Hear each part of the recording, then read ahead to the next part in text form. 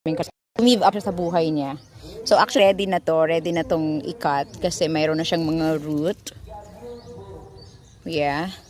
But since ang dami niyang bunga, sobrang dami niyang bunga, hindi na niya kinaya. Alam mo yun, sobrang bigat ng kanyang mga bunga. And ayun, naputol na siya. So kapag ganito yung kalamansi natin, hindi na natin mabenta. Diba? So kalugian na natin to. And actually, siguro mga total of 30 na markot natin ang naging ganyan. And meron din dito like this one. So wala na rin to. Yan o. Kasi ito marami ding bunga. Right? So goodbye. So putulin na natin yan.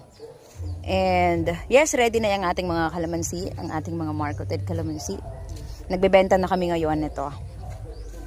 Kapag may pumupunta dito, ayan. Nagpuputol lang kami. And ayan, may root na. Okay.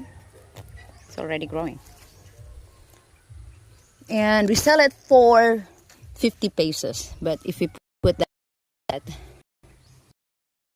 one ranges 150 to 250.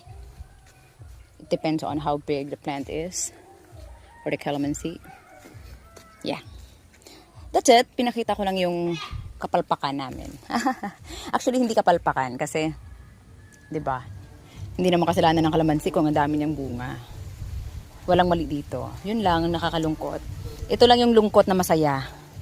Kasi di ba, malungkot ka kasi nabali siya, hindi mo siya mabenta. Pero masaya ka kasi healthy siya, kasi ang dami niyang bunga. Like this one, oh. Ang liit ng kalamansi na to, puro bunga, oh. Puro bulaklak. Di ba? Yun lang guys, and good morning!